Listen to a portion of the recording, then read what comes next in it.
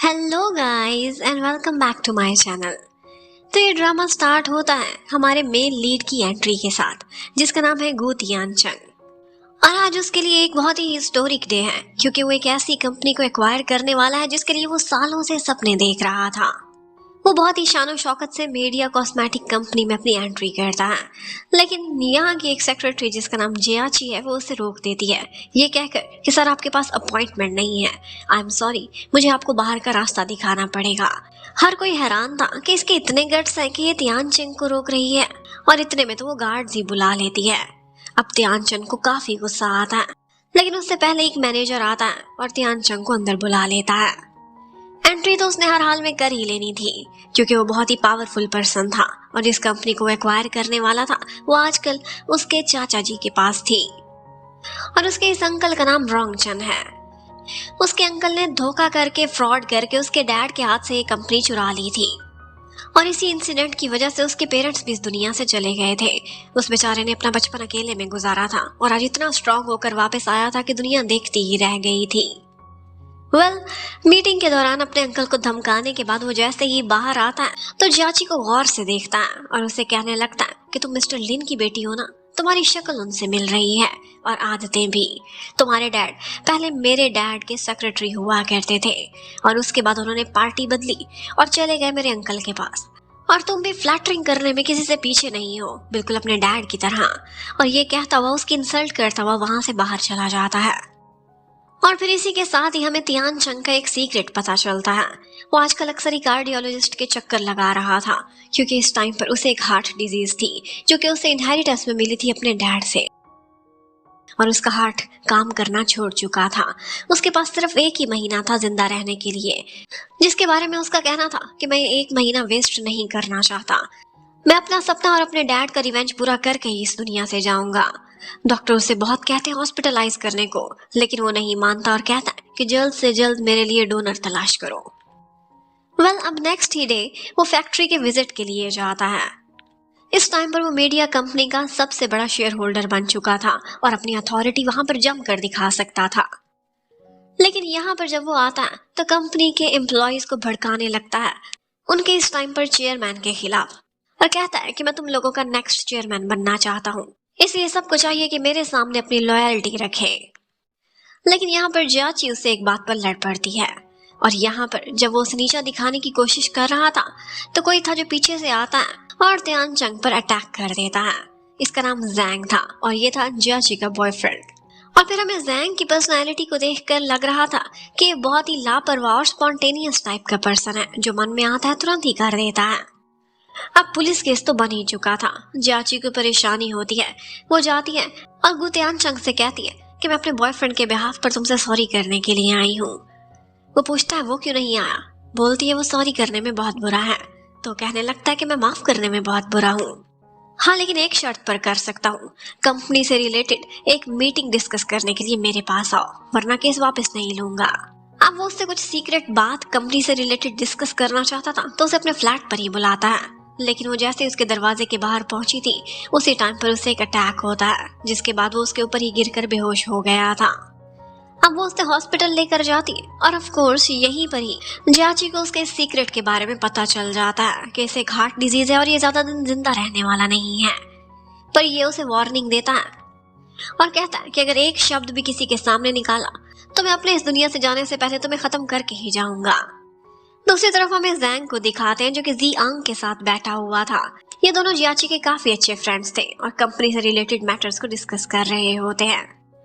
जैंग को कुछ लोगों पर शक था कि उन्होंने गद्दारी की है, तो वो उन्हीं का ही पीछा करने लगता है और वो कुछ ऐसे राज जान लेता है जो उसे नहीं जानने चाहिए थे। दूसरी तरफ हमें अंकल रोंगचन को दिखाते हैं, उन्हें भी कहीं न कहीं से इन्वेस्टिगेशन करते हुए ये बात पता चल जाती है कि जैसे ही तियानचंग अब्रॉड से वापस आया है वो सबसे ज्यादा मुलाकात एक डॉक्टर से कर रहा है जो कि दिल का डॉक्टर है, और बस उन्हें ये पता चलाने में ज्यादा टाइम नहीं लगता कि उसके पास जीने के लिए सिर्फ एक महीना है।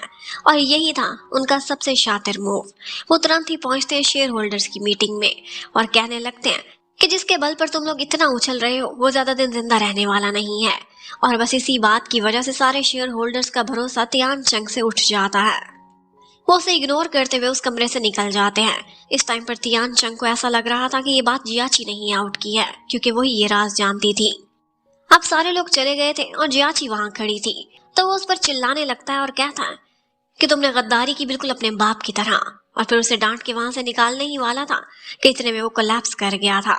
वो उसे तुरंत ही हॉस्पिटल लेकर पहुंचती है, लेकिन उसे ये नहीं पता था कि इसी हॉस्पिटल में कोई और भी पहुंचा हुआ है, और वो जैंग था जिसको किसी ने गाड़ी से टक्कर मार दी थी।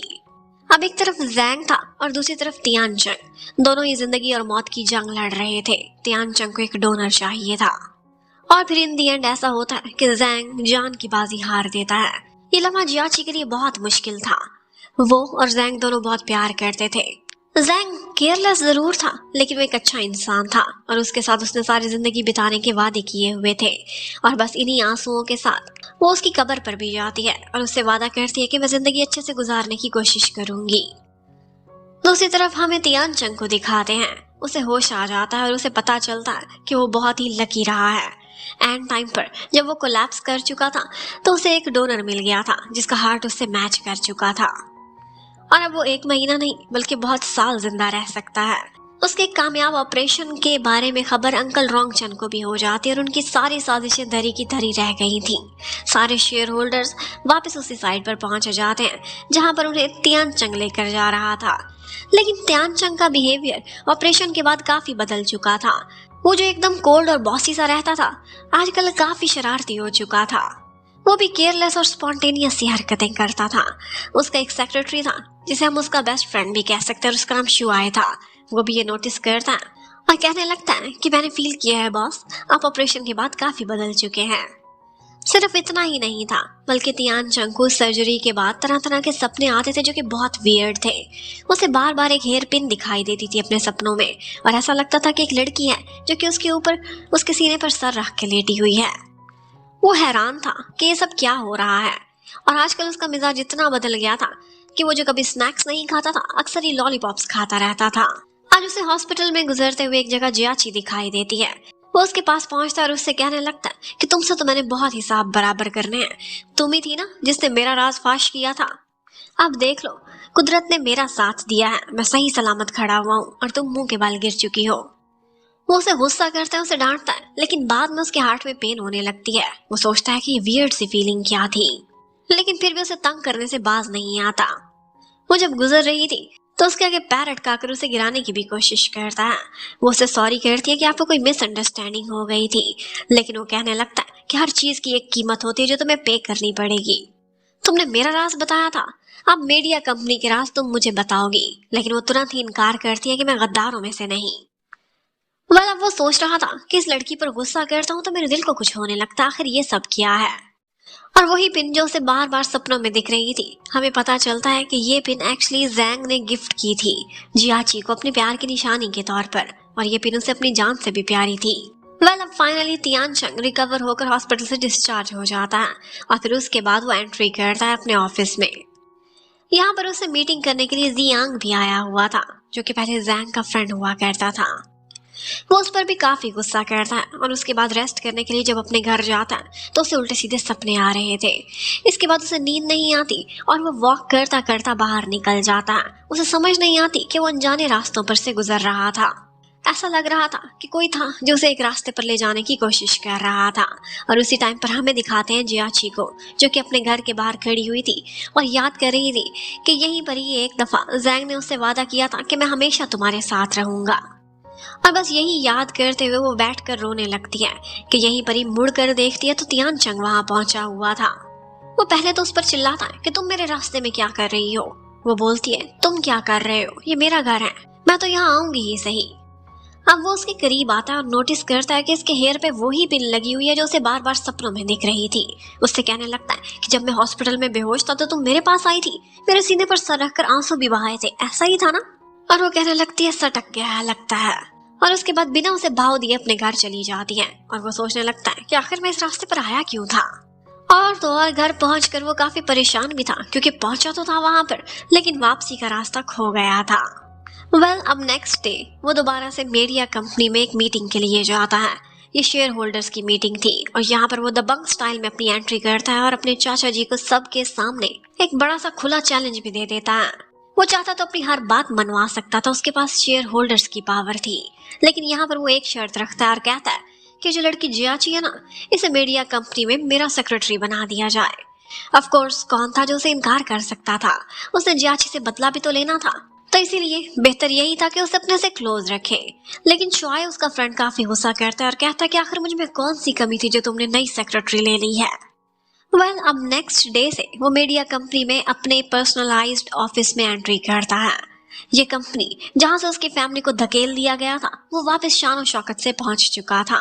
लेकिन यहाँ पर आने के बाद वो सबसे पहले तो जियाची से अपना बदला लेता है, उससे अपनी पूरी सेवा कराता है। जब चाहता उसे डांट देता है, उसे भागी दौड़ी कराता है, लेकिन इन दी एंड जब वो उसको एक चीज देने वाली थी तो उसका हाथ गाड़ी के दरवाजे में आ जाता है। वैसे तो तियान चंग को बुरा नहीं बल्कि अच्छा फील होना चाहिए था, लेकिन वो फील करता है कि उसकी आंखों में आंसू आ गए हैं। जैसे ही वो जियाची को जख्मी देखता है, वो परेशान था और कह रहा था कि ये सब क्या हो रहा है, क्या ये सर्जरी के साइड इफेक्ट्स हैं। और इसी बात से जियाची भी हैरान थी कि स्टोन हार्टेड को कैसे आंसू आ सकते हैं। वेल, अब शुआई को बहुत फिक्र हो रही थी। वो 2-3 एम्यूलेट्स भी ले आता है और आकर पूजा पाठ भी करने लगता है कि लगता है तुम्हारे अंदर कोई आत्मा घुस गई है, लेकिन वो उसे बाहर का रास्ता दिखा देता है। अब उसके बाद रात को फिर से उसे एक नाइटमेयर आता है। उसे ऐसा लगता है कि वो सड़क पर गिरा पड़ा है और कोई है जो उसे टक्कर मार कर गया है। वो सोचता है कि ये सब क्या है। इसके बाद नेक्स्ट मॉर्निंग वो जैसे ही ऑफिस पहुंचता है, जियांग को और जियाची को क्लोज देखता है तो पता नहीं क्यों उसके अंदर जेलसी आती है। पहले तो अपनी गाड़ी के थ्रू उनको डराता है और फिर उसके बाद कहता है कि हमारे यहाँ ऑफिस रोमांस मना है। जियाची कहती है कि आपको गलत फहमी हुई है, हम दोनों सिर्फ फ्रेंड्स हैं, लेकिन फिर भी उन दोनों को इकट्ठे देखकर न जाने उसे क्यों जेलसी हो रही थी। वेल, अब इसके बाद वो जियाची को एक टास्क देता है। अब्रॉड से एक टीम आ रही थी। वो उसे कहता है कि इन्हें हमारे आउटलेट्स का विजिट कराओ, उन्हें रिसीव करना, उन्हें सारा दिन मॉल में घुमाना, ये सारी उसी की ड्यूटीज थी। लेकिन उसे ये नहीं पता था कि वो उसी की कंपनी को खरीद कर आगे कहीं बेचना चाहता है। ये बात जैसे ही जियाची को पता चलती है तो ये तो कंपनी की पॉलिसीज के खिलाफ था। वो तुरंत ही उनसे एक्सक्यूज करती है और अपनी सर्विसेज से इनकार कर देती है। वो जैसे ही वापस पहुंचती है तो बॉस उस पर बहुत गुस्सा करता है। तियान चंग उससे कहता है मैं तुम्हें फायर कर दूंगा। वो बोलती है मैं पहले ही रिजाइन करके जा रही हूँ। और फिर उसके बाद शाम को सीधी जाती है, ड्रिंक करती है, अपनी पसंद का खाना खाती है और अपने घर की तरफ जा रही थी, जैंग को याद करती हुई कि यहाँ पर वो गिरने ही वाली थी कि कोई आता और उसे संभाल लेता है। और वो ऑफ कोर्स तियान चंग ही था। वो उसे बहुत प्यार से नोज पर हाथ लगाता है, लेकिन ये स्टाइल तो जैंग का हुआ करता था। ये देखते ही वो उसे रोते हुए गले लगा लेती है और जैंग जैंग कहने लगती है। जियाची तो ड्रिंक थी। नेक्स्ट डे जब उसकी आंख खुलती है तो उसे कुछ भी याद नहीं था। वो सोचने लगती है कि पता नहीं मैं घर कैसे पहुंची थी और मुझे कुछ वियर्ड सा सपना भी आ रहा था कि जैसे शायद मुझे रास्ते में कोई मिला हो। वेल, ऑफ कोर्स वो कोई और नहीं बल्कि तियान चंग ही था। तियान चंग इस समय ऑफिस में खड़ा हुआ था और वहां पर उसकी जियांग के साथ बहस हो रही थी। जियांग इस वक्त उसके डैड की कंपनी में एक लीगल डायरेक्टर के तौर पर काम करता था और इन दोनों को देखकर यही फील हो रहा था कि इनकी आपस में बिल्कुल भी नहीं बनने वाली। वेल, अब जियाची ऑफिस में रिजाइन के कुछ मैटर्स को हैंडल करने के लिए आई हुई थी, लेकिन थोड़ी ही देर पहले अंकल रोंग चन को कोई भड़का देता है और वो था उनका एक स्पेशल राइट मैन जो कहने लगता है कि ये सारा कुछ जियाची ने कराया है, हमारे कुछ आउटलेट्स सेल हो चुके हैं। और उस टीम को एंटरटेन करने के लिए जियाची ही गई हुई थी। आपने सोचा था कि ये कभी गद्दार होगी। और अंकल रोंग चन वो तो गुस्से के बहुत तेज थे। वो तुरंत ही बाहर निकलते हैं, जियाची को देखते ही उसकी इंसल्ट करना स्टार्ट कर देते हैं। उन्होंने जियाची से इतना बुरा बिहेव किया था और ये सारा कुछ तियान चंग भी खड़ा विटनेस कर रहा था। उसे इस सब से कोई फर्क तो नहीं पड़ना चाहिए था, लेकिन उसे बहुत फर्क पड़ता है।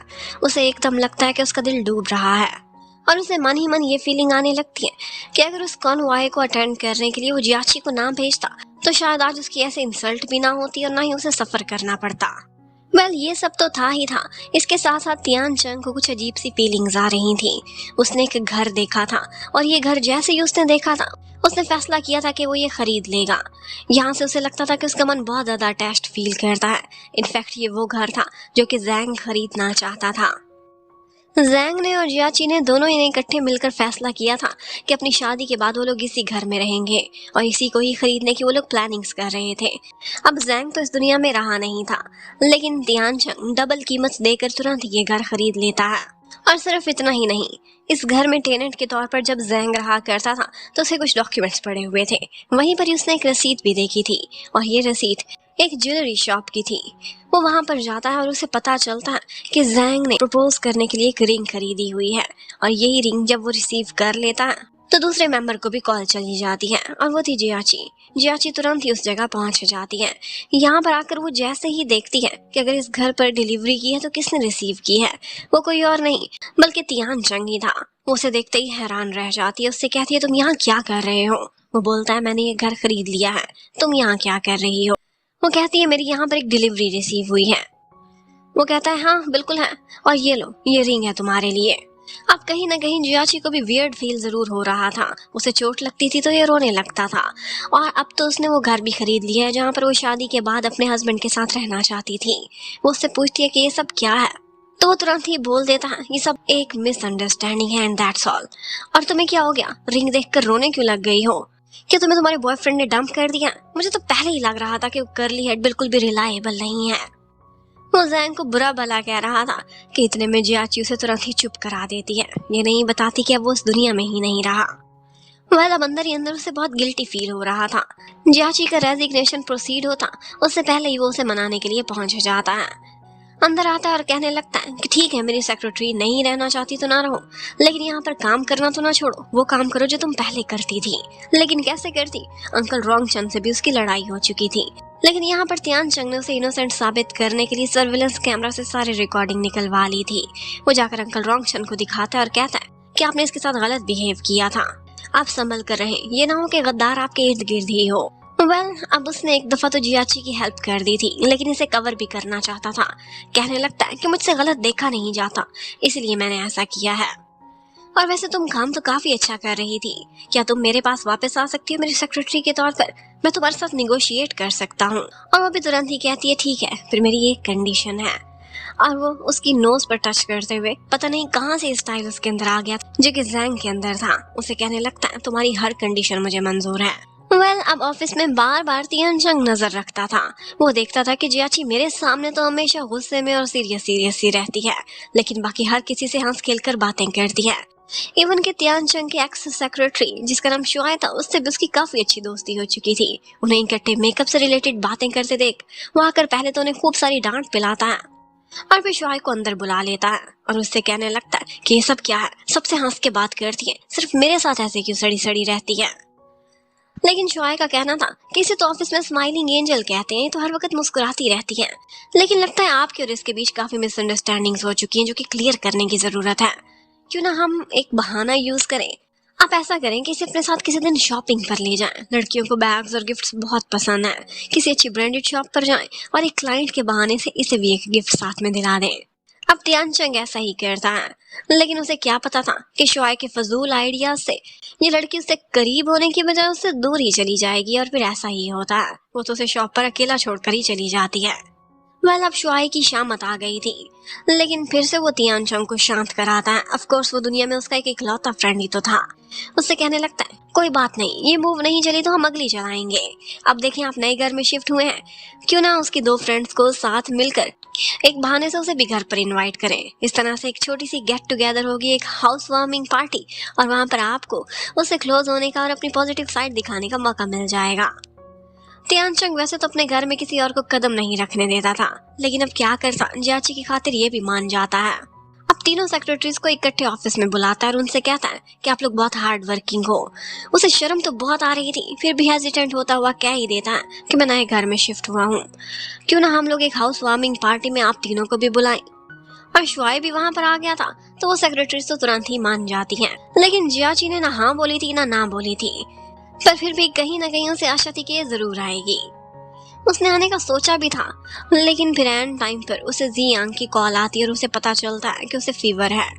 तो वो उसके लिए मेडिसिन लेकर तुरंत ही ऑफिस पहुंच जाती हैं। और बाकी दोनों सेक्रेटरीज जिसकी जरूरत भी नहीं थी, वो लोग पहुंची हुई थी तियान चंग के घर पर और पार्टी के मजे उड़ा रही थी। वो खाने जो उसने स्पेशली ऑर्डर किए थे जियाची के लिए, अब वो लोग खाएंगी। वो बहुत बेचैन होता है और गुस्से भरी नजरों से शुआई को देख रहा था कि तुम्हारा एक और आइडिया फ्लॉप हो चुका है। इतने में वो दोनों गर्ल्स आपस में कुछ गॉसिप करने लगती हैं और यही आवाज तियान चंग भी सुन लेता है। उनसे कहता है कि कुछ ऊंचा बोलो, बताओ ना जियाची क्यों नहीं आई आज। तो वो लोग बताने लगते हैं कि एक्चुअली वो इस घर की वजह से नहीं आई होगी, क्योंकि यही घर है जो कि उसने और उसके एक्स फियांसी ने फैसला किया था कि खरीदेंगे अपनी शादी के बाद रहने के लिए। और ये वो फर्स्ट टाइम था कि जब तियान चंग को पता चलता है कि जैंग अब इस दुनिया में नहीं है। उसका एक एक्सीडेंट हुआ था। इनफैक्ट वो एक्सीडेंट नहीं था बल्कि हिट एंड रन का केस था। अब तो उस बेचारे को और भी बुरा फील होता है। वो तुरंत ही उसके घर के बाहर पहुंच जाता है। आया तो किसी और मूड से था, लेकिन आगे आकर देखता है तो जियांग और जियाची खड़े हुए थे और बस दोबारा से उसका पारा हाई हो जाता है। स्वीट बोलने की बजाय ऑफ कोर्स वो मुंह से आग निकालता हुआ एक ड्रैगन बनता हुआ वहां से चला जाता है और बहुत सारा काम जियाची को दे देता है कि कल मुझे सबमिट कराना है। आजकल ऑफिस में तियान चंग के खिलाफ कुछ साजिशें चल रही थी। फैक्ट्री के वर्कर्स को ये डराया जा रहा था कि फैक्ट्री क्लोज हो रही है और वो आजकल प्रोटेस्ट पर लगे हुए थे। ये बात मीडिया में भी उछाली जा रही थी। वैसे तो इन सब चीजों से उसे कोई फर्क नहीं पड़ता था, लेकिन जियाची उसे समझाती है कि फैक्ट्री आखिर आपके डैड ने ही तो बनाई थी। इतनी देर बाद ये सारा कुछ एक्वायर करने के बाद अगर आप इसे खत्म करना चाहते हैं तो क्या आपके डैड ये सब कुछ देखकर आज खुश होते। और फिर उसी के ही समझाने पर वो फैक्ट्री के लेबर यूनियन से मुलाकात का फैसला करता है। यहाँ पर कुछ लोग थे जो उससे बात कर रहे थे, लेकिन एक पर्सन था जो खड़े होकर दूसरे को शांत कराने की कोशिश करता है। एक्चुअली वो जैंग के डैड थे। वो जैसे ही उन्हें देखता है तो उसके दिल को कुछ होने लगता है और वो तुरंत ही फेंट हो जाता है। अब वो फिर से हॉस्पिटल पहुंचा हुआ था। उसे डर लग रहा था कि शायद मेरे साथ कोई गड़बड़ है, लेकिन डॉक्टर ने जो रिपोर्ट्स दी थी उसका हार्ट बिल्कुल नॉर्मल काम कर रहा था। एक दफा वो वहां से उठकर चलने की कोशिश करता है, लेकिन लड़खड़ा जाता है। आगे जियाची खड़ी हुई थी, सीधा उसी को ये हक किया था और यही वो मोमेंट था जो कि जियांग ने भी देख लिया था और उसे पता चल गया था कि मेरा इस वक्त रोमांटिक राइवल और कोई नहीं, मेरा अपना ही बॉस है। उधर डॉक्टर शुआई से कुछ इन्वेस्टिगेशन करता है। उसे पता चलता है कि तियान चंग के बर्ताव में बहुत तब्दीलियां आई हैं और वो कुछ पर्सन्स को देखकर खास तौर पर ट्रिगर हो जाता है, लेकिन ये वो लोग थे जिसे उसने ऑपरेशन से पहले कभी देखा भी नहीं था। अब डॉक्टर यही बात तियान चंग को भी बताता है और उससे कहने लगता है कि एक सेलुलर मेमोरी थ्योरी होती है जो कि क्लिनिकली प्रूवन नहीं है, लेकिन कुछ केसेस में देखी गई है। ये रेयर है, लेकिन फिर भी डोनर का हार्ट जिसकी बॉडी में जाता है कभी कभार उसे वो फीलिंग्स आने लगती हैं जो कि डोनर को हुआ करती थी। और ये कुछ ऐसे फिनोमेना है जिस पर उसका काबू नहीं होता। ये सुनते ही तियान चंग परेशान हो जाता है और कहता है कि इसका मतलब है कि ऑपरेशन से पहले मैं कोई और था और अब मेरी पर्सनैलिटी ही बदल चुकी है। ये घाव उसके लिए बहुत बड़ा था क्योंकि वो खुद को बहुत पसंद करता था, एक नार्सिसिस्ट था।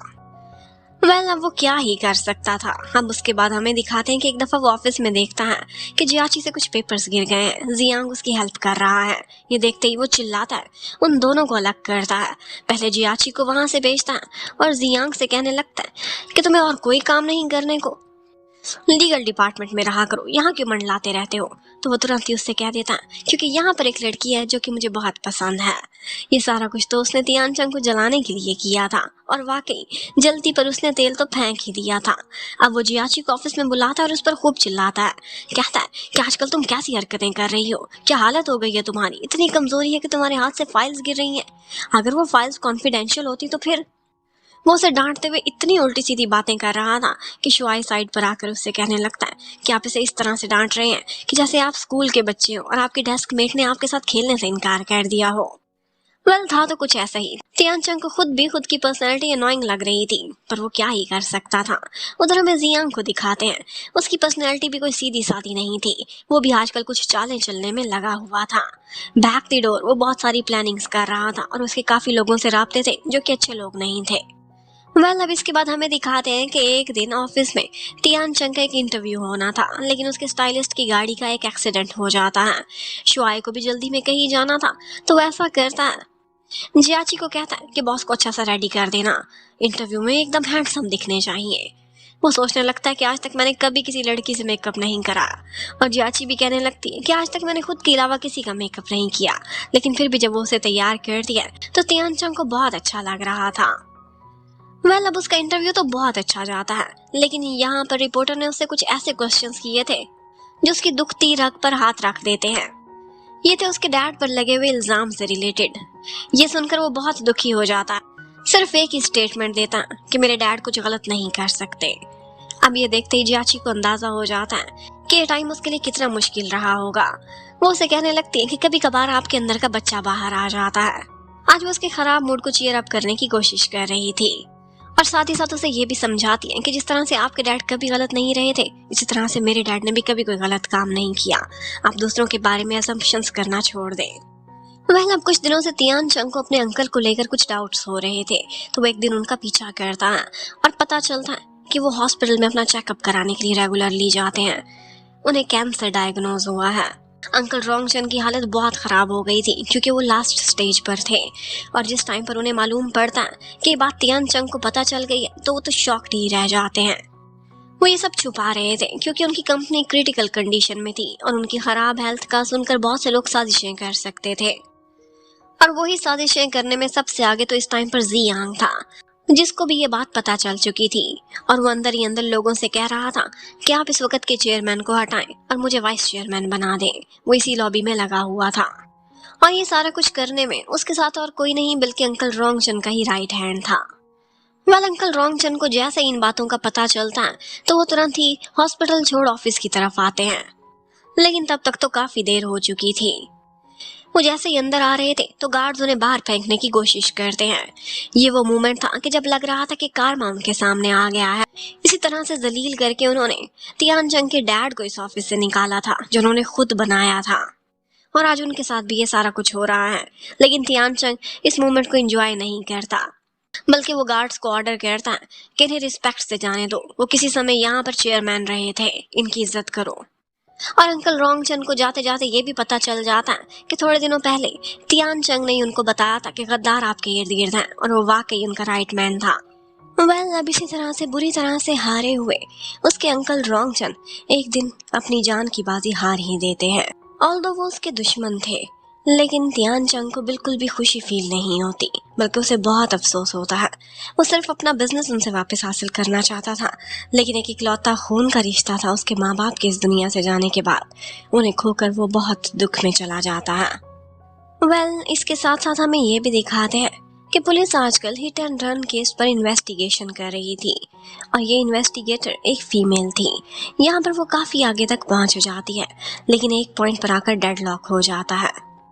जिस आदमी से उसने इन्वेस्टिगेशन करनी थी वो उनसे भागते भागते एक एक्सीडेंट की जद में आकर मारा गया था, लेकिन उसके फोन के थ्रू उन्हें जियांग का नंबर मिला था। वो जियांग को बुलाते हैं, उससे इन्वेस्टिगेशन करते हैं। वो तो पहले ही एक लॉयर था, बड़ी आसानी से बचकर भाग जाता है। दूसरी तरफ तियान चंग को बार बार एक ही ख्याल आ रहा था। वो शुआई से कहता है कि तुम जाओ ना हॉस्पिटल, किसी तरह से पता लगाने की कोशिश करो कि मेरे हार्ट का डोनर कौन है। वो कहता है नहीं बॉस, ये तो इलीगल है, ये तो कॉन्फिडेंशियल इंफॉर्मेशन होती है। लेकिन वो उससे बोलने लगता है प्लीज कर दो ना, अगर इलीगल है तो तुम सीक्रेट में पता कर लो, मैं कौन सा किसी को नुकसान पहुंचाने वाला हूँ। पर इसके साथ ही हमें ऑफिस का सीन दिखाते हैं। अपनी बहुत सारी चालाकियों के बाद और लोगों का विश्वास जीतने के बाद जियांग आजकल सीईओ की सीट पर बैठा हुआ था और जिसके साथ ही उसने एक काम किया था और वो ये था कि वो जियाची को एक जगह बुलाता है। ये वो जगह थी जहाँ पर वो कॉलेज के ज़माने में भी अक्सर आया करते थे और फिर पुरानी बातें याद करते हुए उसके सामने अपने दिल की कहानी एक्सप्रेस कर ही देता है। कहता है कि ये तो जैंग था जिसने तुम्हें जल्दी प्रपोज कर दिया था और तुम दोनों को इकट्ठे देखकर मैं बैकअप हो गया था और तुम दोनों को इकट्ठे खुश देखकर मैं पीछे हो गया था, लेकिन आज भी मैं तुम्हें लाइक करता हूँ और मैं नहीं चाहता कि तुम इतनी स्ट्रगल करो। मैं चाहता हूँ कि तुम मुझ पर रिलाई करो और मैं तुम्हें एक वंडरफुल लाइफ दूँ। जियाची को ये सारा कुछ सुनने के बाद बहुत ही ऑकवर्ड फील होता है। वो हमेशा से उसे एक अच्छा फ्रेंड मानती थी और इस नज़र से कभी भी नहीं देखती थी। वो चाहती थी कि बार बार इस बात को इग्नोर कर दे, लेकिन ऑफ कोर्स जियांग बहुत सीरियस था और इसे याद दिलाता ही रहता था। जिस दिन तियान चंग के मॉम डैड की एनिवर्सरी थी, उसने एक दूसरे शहर जाना था तो अपने साथ अपनी सेक्रेटरी को भी लेकर जाता है जो उसके लिए ड्राइव करती है। शायद ये वो फर्स्ट पर्सन था जिसे वो उसे अपने साथ ग्रेवयार्ड में लेकर आया था अपने मॉम डैड से मिलवाने के लिए। उनसे थोड़ी देर बैठकर बातें करता है और उसके बाद जब वो लोग वापस जा रहे थे तो यहाँ पर उनकी गाड़ी खराब हो जाती है और बस इतने में वहाँ पर तूफान भी आ गया था। वो दोनों गाड़ी में ही पनाह लेकर बैठे हुए थे। काफ़ी देर उन्हें बैठना पड़ता है क्योंकि रास्ते बंद होने की वजह से रेस्क्यू वाले लेट हो चुके थे। यहाँ पर बार बार जियाची के पेट से गुड़गुड़ की आवाज़ें आ रही थीं। तियान चंग उससे कहता कि मान भी जाओ कि तुम्हें भूख लगी हुई है और इतने में पता चलता है कि हालत तियान चंग की भी कुछ डिफरेंट नहीं थी। उसके पेट से तो इससे भी बड़ी बड़ी आवाज़ें आ रही थीं। इतने में वो दोनों गाड़ी में पड़ा हुआ खाना उठाते हैं और इकट्ठे खाने लगते हैं। साथ ही साथ सोजू भी था जिसे वो इकट्ठे एंजॉय कर रहे थे, और फिर उसके बाद वो थोड़ा ड्रंक हो गया था। इनफैक्ट उन दोनों ने ही थोड़ी बहुत पी हुई थी, और इसका असर ऐसे चढ़ता है कि एक दूसरे से काफी मन की बातें भी कर लेते हैं। वो हैरान था कि मैं बार बार इसकी तरफ अट्रैक्ट क्यों होता हूँ, और इन दी एंड वो आगे बढ़ता और उसे किस कर लेता है, और बस इसी के साथ ही रेस्क्यू वाले पहुंच चुके थे। तियान जंग तो इतना एम्बेरस होता है कि वो तो थोड़े दिनों की छुट्टियां ही ले लेता है। अब वो ऑफिस में भी जियाची का आमना सामना नहीं करना चाह रहा था। बहाने बहाने से शुआई से भी पूछता है कि अगर गलती से किसी से किस हो जाए तो फिर क्या करना चाहिए, और अगली लड़की उसके बारे में क्या सोचेगी। और शुआई के मशवरे तो हमेशा की तरह से अब की दफा भी उल्टे सीधे ही होते थे। कंडीशन तो जियाची की भी कुछ डिफरेंट नहीं थी, लेकिन यहाँ पर ऑफिस में लेबर वाले कुछ वर्कर्स आते हैं जो उससे कहने लगते हैं कि हम जियांग के पास गए थे, लेकिन उसने हमारा इशू रिजॉल्व नहीं किया, ये कहकर कि ऊपर बॉस की तरफ से हालात बहुत टाइट है। लेकिन उनके पर्सनल रिलेशन जियाची से थे। वो उससे कहने लगते हैं कि तुम तो बॉस की सेक्रेटरी हो ना, हमारी ये रिक्वेस्ट उस तक पहुंचा दो। और ऑफ कोर्स जैसा कि तियान चंग आज का छुट्टियों पर था, तो फिर भी जियाची उससे मिलने के लिए पहुंच जाती है। उसके घर के बाहर खड़ी हुई थी, वो पीछे से आता है तो डर जाती है और वो उसे संभाल लेता है। अब शुआई ने एक उल्टा ही मशवरा दिया था कि जब उस लड़की से आमना सामना हो तो ऐसे प्रिटेंड करो कि जैसे तुम बहुत कोल्ड हो, एक्सट्रीमली कोल्ड। ट्राई तो वो बहुत करता है ऐसे एक्टिंग करने की, लेकिन कहाँ कर सकता था, उसका तो मन अपने काबू में ही नहीं था। वो जियाची से कहने लगता है कि तुम तुरंत ही इतनी प्रोफेशनल बात मुझसे कैसे कर सकती हो, जो हमारे बीच हुआ क्या तुम वो भूल चुकी हो। वो कहने लगती है कि मैं अंडरस्टैंड कर सकती हूँ, ये बस इम्पल्स ऑफ टाइम था और आपने ड्रिंक भी तो किया हुआ था। वो कहने लगता है अच्छा तो तुम्हारे लिए छोटी सी बात है, ये इम्पल्स ऑफ टाइम क्या तुम्हारे साथ पहले भी हो चुका है। बस वो गुस्सा तो काफी करता है, लेकिन इन दी एंड जियाची उसे शांत कराती है और कहती है कि मैं आपको समझ सकती हूँ, मैंने आपको कभी नेगेटिव नहीं लिया। आप गुस्सा करते हैं, बहुत बुरा मनाते हैं, चिल्लाते हैं, लेकिन इन दी एंड आप हार्ट से बिल्कुल एक इनोसेंट पर्सन है। और था भी कुछ ऐसा ही। तियान चंग ने वो सारी फाइल्स पढ़ ली थी, लेकिन फिर भी वो अगले दिन जियाची के सामने प्रिटेंड करता है कि तुम मेरे घर के टेबल पर जो छोड़ा होगी तुम्हें लगता है कि मैंने पढ़ लिया होगा, इसे वापस ले जाओ। लेकिन लगता है कि मन ही मन उसने लेबर वर्कर्स की हेल्प करने का फैसला कर लिया था, और इस तियान चंग को अपने हार्ट के डोनर के बारे में इंफॉर्मेशन मिल ही जाती है, लेकिन उसका एग्जैक्ट नाम नहीं पता चलता। फिर उसका एड्रेस मिल ही गया था, ये उसका फैमिली हाउस था, और सरप्राइजिंगली ये हाउस उसकी फैक्ट्री एरिया के करीब ही था। वो सोचता है कि क्यों ना उसकी फैमिली को जाकर एक दफा विजिट कर लूं, उनके सर्कमस्टांसेस को जान लूं। अब वो जैसे ही उस एड्रेस के करीब पहुंचता है तो वहां पर जियाची भी एक अंकल डू के साथ उस घर की तरफ आ रही थी। वो आगे तियान चंग को खड़े देखते हैं तो सरप्राइज रह जाते हैं। वो कहता है कि मैं इसी एरिया में किसी से मिलने के लिए आया था। अब वो अंकल भी उसी की फैक्ट्री में काम करते थे, तो वो और जियाची उसे घर के अंदर इनवाइट कर लेते हैं। वो हैरान था कि अंकल इसी घर में रहते हैं। वो अंकल जैंग के डैड थे। जब वो उसे अपने घर पर सर्व करते हैं तो फ्रूट्स और स्वीट्स रखते हैं, और वो तुरंत ही जैंग की तरह से एक लॉलीपॉप उठाकर खाने लगता है। इतने में उसे बातों ही बातों में मालूम पड़ता है कि अंकल बिल्कुल अकेले हैं। इनकी वाइफ बहुत ही जल्द इस दुनिया से चली गई थी, और उसके बाद इनका एक ही बेटा था जो कि इस टाइम पर इस दुनिया से जा चुका है, और वो जैंग ही था। ये सुनते ही वो सरप्राइज्ड रह जाता है। उसे मालूम पड़ता है कि ये जैंग का दिल है जो उसके अंदर धड़क रहा है, तभी तो वो जियाची की तरफ इतना अट्रैक्टेड फील करता था। अब ये सुनते ही और जैंग के डैड का अकेलापन देखते ही उसके दिल को कुछ होने लगता है। वो तुरंत ही वहां से भागने की करता है। खुद को काम डाउन करने के बाद वो फिर से शुआई से हर बात डिस्कस करता है। शुआई से कहने लगता है कि मुझे लगता था कि शायद मैं जियाची को लाइक करता हूँ, लेकिन मैं नहीं करता, ये तो ये दिल है पगला जो उसके पीछे पागल हुआ है। ऑफ कोर्स इसी दिल की तो वो फियांसे हुआ करती थी। अब मैं खुद को कलेक्ट करने की कोशिश करूंगा। अब मुझे समझ आ गई है कि मुझे जियाची से कोई अट्रैक्शन नहीं है, और इस दिल को मैं लगाम डाल दूंगा। पर ये दिल ऐसा था जिसे लगाम पड़ती ही नहीं थी। अगले ही दिन से उसे बार बार जियाची की फिक्र हो रही थी। वो सुबह ही सुबह फैक्ट्री एरिया चली गई थी, और उसे सुबह से उसकी शक्ल ही नहीं दिखी थी। वो शुआई से बार बार उसके बारे में पूछता है, और शुआई कहने लगता है कि आपने तो बोला था मैं दिल को कंट्रोल करूंगा, हो गया कंट्रोल। अब वो भी फैक्ट्री एरिया पहुंचने लगता है। वहां पर वर्कर्स का कोई यूनियन चलना था, और उसी के लिए जियाची सुबह ही सुबह तैयारियां करने गई हुई थी। यहाँ पर जब वो जा रहे थे तो रास्ते में एक ऐसा पॉइंट था कि जहाँ पर तियान चंग के दिल को कुछ होने लगता है। वो तुरंत ही गाड़ी रुकवाता है और काफी देर वहां खड़ा रहता है, लेकिन उसे ये फीलिंग्स बिल्कुल भी एक्सप्लेन नहीं हो रही थी। लेकिन हमें पता चल जाता है, और वो भी पता चलता है जियांग के डैड मिस्टर फैंग के थ्रू। मिस्टर फैंग मन ही मन में कह रहे थे कि वही जगह थी जहाँ पर जैंग की जान गई थी। इसके साथ ही हमें पता चलता है कि जियांग ने तियान चंग के खिलाफ साजिशें करना शुरू की हुई हैं। उसने जानबूझकर ही वो स्पॉट छोड़ा था। वो एक बहुत ही बड़ी गेम खेल रहा था और इसी गेम में वो तियान चंग को फंसाना चाहता था। तियान चंग वहां से वापसी के पॉइंट पर शुआई से कहता है कि इन्वेस्टिगेट करो। जिस जगह पर मेरे मन को कुछ हो रहा है, मुझे ऐसा लगता है कि पहले यहाँ पर मैं आया था या फिर इस दिल का मालिक। और फिर शुआई उसे पता करके बताता है कि वो एग्जैक्ट जगह यही थी कि जहाँ पर जैंग के साथ वो एक्सीडेंट हुआ था और उसकी जान गई थी। ये सुनते ही वो हैरान रह जाता है। दूसरी तरफ हमें दिखाते हैं इन्वेस्टिगेटर को। उसका नाम याओ याओ था। याओ आज जैंग के बारे में उसकी फैमिली को एक बात इन्फॉर्म करती है और वो ये थी कि वो सिर्फ एक सिंपल सा हिट एंड रन का केस नहीं था, बल्कि किसी ने जानबूझकर उसे टारगेट किया था। जैंग आजकल कंपनी से रिलेटेड कुछ इश्यूज के बारे में इन्वेस्टिगेशन कर रहा था और इस सब का लिंक उसी से ही हो सकता है। अब ये सुनने के बाद याची बहुत दुखी हो जाती है, लेकिन फिर भी वो खुद को इकट्ठा करती है। इस टाइम पर फैक्ट्री के वर्कर्स की, लेबर यूनियन की और तियान चंग की आपस में अच्छे से बन नहीं रही थी। वो सोचती है कि क्यों ना इनके बीच फासले खत्म कराए जाएं। तो वो कुछ मेंबर्स का उसके साथ एक डिनर अरेंज करती है। यहाँ पर वो सबके सामने एक्सप्लेन कर दिया कि बेशक हमारे बॉस गुस्से के बहुत तेज हैं, बच्चे की तरह से इनसे फीलिंग्स संभाली नहीं जाती, लेकिन ये एक हिपोक्रेट नहीं है। जो इनके मन में होता है वो ये जुबान से बोल देते हैं। और आज से पहले आपने जो भी लोग देखे हैं वो एकदम पॉलिटिकल टाइप के थे, इसीलिए आपसे ही हजम नहीं हो रहे, लेकिन इनकी इंटेंशंस कभी भी आपकी तरफ गलत नहीं थी। अब वो किसी न किसी तरह से उन दोनों के फासले खत्म करा ही देती है और इस सब के लिए उसने खुद भी काफी कंट्रीब्यूट किया था।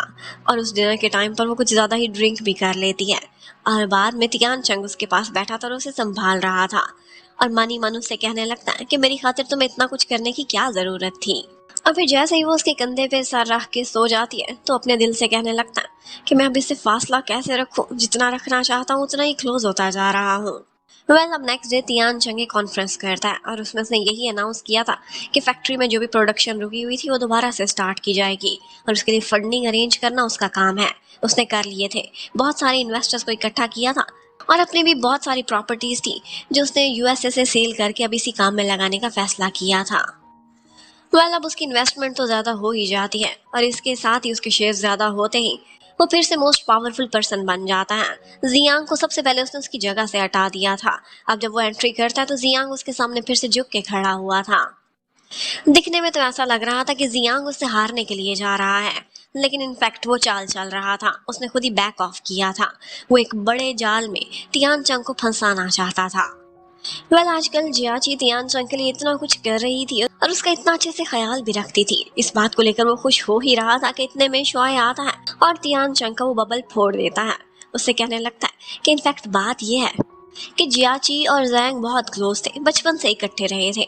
अब आपकी बहुत सारी हरकतें जैंग से मिलती जुलती हैं, तो शायद यही वजह होगी कि वो आपको देखती होगी तो उसे जैंग याद आता होगा, इसीलिए वो आपकी कुछ ज्यादा ही केयर करती है। अब ये सुनते ही तियान चंग को फिर से गुस्सा आ जाता है। वो कहने लगता है कि क्या कोई इंसान दुनिया में ऐसा भी होगा जो मेरी तरह से अपने हार्ट के साथ ही एक लव ट्रायंगल के अंदर फंसा होगा। अब शुआई से मशवरे लेगा तो उल्टे काम तो करेगा ही सही। शुआई उसे कहता है कि हो सकता है कि वो आपकी तरफ ही अट्रैक्टेड हो, आजमा कर देख लें। जाएं, थोड़ा बॉस अराउंड करें, उसे कोई काम संभाले, उसके क्लोज हो और फिर उसके एक्सप्रेशंस देखें। अब वो जाता है जैसे शुआई ने उसे सिखाया था वैसे उसे कुछ काम करने की और समझाने को ऑर्डर करने लगता है, पर उसकी हिम्मत नहीं हो पाती। आगे बढ़ता है उसकी बाहों के गिर्द घेरा देने के लिए, लेकिन वहां पर पड़ा हुआ एक पेपर उठाता है और वहां से भाग जाता है। ये बोलता हुआ जा रहा था कि ये पेपर तो मैं तलाश कर रहा था, ये कितना इंपॉर्टेंट है। लेकिन जियाची हैरान रह जाती है कि ये तो बिल्कुल भी इंपॉर्टेंट नहीं है, ये तो कैफेटेरिया का मेन्यू है। अब वो नाकाम सा वापस लौटता है। शुआई उससे कहने लगता है कि आप मेरे बॉस होगे, लेकिन इस मामले में मैं आपका बॉस हूँ। ये कौन सा मुश्किल काम था, देखिए ऐसे करना था आपने। और वो जैसे ही एक्टिंग करने लगता तो उसी टाइम पर वो दोनों बॉयज बहुत क्लोज थे और एक सेक्रेटरी उनको देख लेती है। अब वो पता नहीं क्या सोचेगी और ऑफिस में क्या फैलाएगी। फिर इतने में हमें दिखाते हैं कि एक दिन याओ कुछ इन्वेस्टिगेट करने के लिए ऑफिस में आती है। यहाँ पर वो एक रिंग टोन सुनती है तो हैरान रह जाती है। ये वही थी जो कि जैंग की हुआ करती थी, लेकिन आजकल तियान चंग के फोन पर वही लगी हुई थी। उसके मुंह से ये बात निकल जाती है कि तुम्हारी रिंगटोन उस जैसी क्यों है, और वो भी तुरंत ही कह देता है किस जैसी, जैंग जैसी। याओ तो जैंग से भी ज्यादा इम्पल्सिव थी, तुरंत ही उसे पकड़ती और दीवार से लगा देती है। और सिर्फ इतना ही नहीं, उससे तो 2 हाथ आगे तियान चंग भी था। उसके मुंह से ये भी निकल जाता है कि तुम्हें जैंग का फोन मिला कि नहीं मिला, वो तो मिसिंग हो गया था ना। एक्चुअली उसे ये सारा कुछ अपने सपनों में दिखता था, लेकिन ये बात वो एक इन्वेस्टिगेटर को कैसे एक्सप्लेन कर सकता था। बस याओ से काफी सारी मार खाता है और शुआई आकर उसे बचाता है। इन दी एंड बहुत मुश्किल से वो लोग ऑफिस में शांति से बैठकर बात कर रहे थे। याओ को ऐसा लगने लगता है कि कुछ तो गड़बड़ है, लेकिन वो उस पर शक कैसे कर सकती थी। जिस समय जैंग की डेथ हुई थी उसी टाइम पर तियान चंग हार्ट डिजीज में था और हॉस्पिटल पहुंचा हुआ था। उसके पास बहुत ही स्ट्रॉन्ग एलिबाई था और उसने कुछ गलत नहीं किया था, सब जानते थे। उसकी हेल्थ कंडीशन ही कुछ ऐसी थी। वेल याओ याओ सिर्फ इन्वेस्टिगेटर नहीं थी, बल्कि वो जियाची और जियांग की बचपन की फ्रेंड भी थी। हमेशा से जियाची ने याओ याओ को यही बताया था कि उसकी अपने बॉस से बिल्कुल नहीं बनती, लेकिन अब जब वो देखती है तो वो तो तियान चंग की तारीफें कर रही थी। वो सोचने लगती है कि सब बदल कैसे गया। इनफैक्ट जियाची को भी नहीं पता था कि कब उसकी फीलिंग्स तियान चंग की तरफ बदलने लगी थी। तियान चंग खुद भी इस केस में काफी आगे तक पढ़ चुका था और उसे सबसे ज्यादा शक जियांग पर था। वो एक दफा जियांग को साइड पर बुलाता और उसे कहने लगता है कि सिर्फ तुम ही थे जो जानते थे कि जैंग किस बारे में इन्वेस्टिगेशन कर रहा है, और उसकी आखिरी मुलाकात और आखिरी बात भी तुमसे ही हुई थी और उसके बाद उसकी जान चली गई। मुझे लगता है कि इस मर्डर के सस्पेक्ट तुम ही हो। वो ये सारा कुछ शायद उसे डराने के लिए कर रहा था, लेकिन बाजू में खड़े हुए जियांग के डैड ये सारी बातें सुन लेते हैं और मिस्टर फैंग काफी परेशान दिखाई दे रहे थे। अब एक दफा तियान चंग को मौका मिलता है तो वो जियाची से पूछने लगता है कि जब तुम मुझे देखती हो तो क्या मुझ में तुम्हें कोई और पर्सन दिखाई देता है। वो तो बस ये कंफर्म करना चाहता था कि मुझ में इंटरेस्ट ले रही है या फिर अपने पुराने जैंग में ही, लेकिन वो तुरंत ही कह देती है कि आपकी जैसी पर्सनैलिटी तो बहुत कम लोगों की होती है और शायद आप जैसे बंदे से मैं कभी पहले मिली भी नहीं हूँ। ये सुनते ही उसे तसल्ली हो जाती है कि मेरे हार्ट से नहीं बल्कि मेरे साथ इन्वॉल्व हो रही है। अब इसके साथ ही हमें एक और बात मालूम पड़ती है और वो ये थी कि मिस्टर फैंग सारा कुछ जानते थे जो गलत काम जियांग कर रहा था। इनफैक्ट उस दिन उस सीन पर जब जैंग को गाड़ी ने टक्कर मारी थी वो भी वहां मौजूद थे और उन्होंने सारा कुछ खुद विटनेस किया था कि किस तरह से जियांग उसकी जान लेने की कोशिश कर रहा है। अब उन्हें लगता था कि लोग हैं जो उसके बेटे को पकड़ने वाले हैं, लेकिन इससे पहले ही वो खुद की जान ले लेता है और इन दी एंड एक यही नोट लिख कर जाता है कि मैं था जिसने अपने ट्रक से गलती से जैंग को टक्कर मार दी थी और फिर उसके बाद मैं बहुत डर गया था। उसकी जान चली गई और मैं उसका फोन लेकर वहां से भाग गया ताकि मुझे कभी कोई पकड़ ना सके, और सबूत के तौर पर वो उसका फोन भी अपने साथ ही लिए हुए थे ताकि पुलिस इस केस को बंद कर दे। लेकिन अपने जियांग के लिए उन्होंने एक अलग नोट रखा हुआ था और उसमें ये लिखा था कि मुझे तुम्हारे बारे में सब कुछ पता है, तुम फाइनली टॉप पर जा रहे हो और मैं तुम्हें गिरते हुए नहीं देखना चाहता, इसीलिए मैं खुद की बलि दे रहा हूँ तुम्हें बचाने की खातिर। अब पुलिस को जैसे ये बात पता चलती है सब कुछ दिखने में बिल्कुल ठीक लग रहा था तो उन्हें लगता है केस क्लोज करना ही पड़ेगा। लेकिन मिस्टर डू को बहुत दुख होता है। जैंग को जिसने मारा था वो उनका एक अपना ही साथी वर्कर था और इसके साथ साथ जियाची को भी बहुत अफसोस होता है। वो फ्यूनरल पर तो जाती है लेकिन उसके बाद जियांग से कह देती है कि आज के बाद मैं कोशिश करूंगी कि हम लोगों का आमना सामना ना हो। उसने सोचा भी नहीं था कि जियांग की फैमिली उसके फियांसी को मारने के पीछे होगी, लेकिन ये सारा कुछ तियान चंग बर्दाश्त नहीं कर सकता था। वो याओ याओ को कॉल करता है और उसे एक जगह मिलने के लिए बुलाता है। उसे कहता है मैंने तो सोचा था तुम बहुत कंपैटिबल इन्वेस्टिगेटर हो, तुम कैसे ये केस क्लोज कर सकती हो। एक ट्रक नहीं था बल्कि एक गाड़ी थी जिसने जैंग को टक्कर मारी थी। वो बोलती है तुम्हें ये सब कैसे पता है। तो वो कहने लगता है कि क्या तुम मुझ पर विश्वास करोगी, मेरे अंदर एक और ही पर्सनालिटी जीती है जो कि बहुत कुछ जानती है। पहले तो याओ को खुद भी ऐसा लगता था, लेकिन वो उसकी बात को सीरियस लेती। उससे पहले ही उसने जिस तरह की बात कर दी थी वो उससे कहने लगती कि तुम्हें पागल हो, तुम संकी हो, दफा हो जाओ, मुझे शक्ल ना दिखाना। और सिर्फ इतना ही नहीं बल्कि गुस्से में आकर वो अगले ही दिन जियाची को भी कॉल करती है। उसे उसके बॉस के खिलाफ काफी सारी बातें करना चाहती थी पर वो कॉल नहीं उठाती क्योंकि वो मीटिंग में थी, तो उसे मैसेज ही कर देती है। अब इस टाइम पर उसी का ही लैपटॉप मीटिंग में कनेक्टेड था तो जियाची के मैसेजेस भी ऊपर ही गलती से अपीयर हो जाते हैं, जहाँ पर याओ याओ ने तियान चंग को काफी बुरा भला बोला हुआ था और वो सारे लोग पढ़ लेते हैं।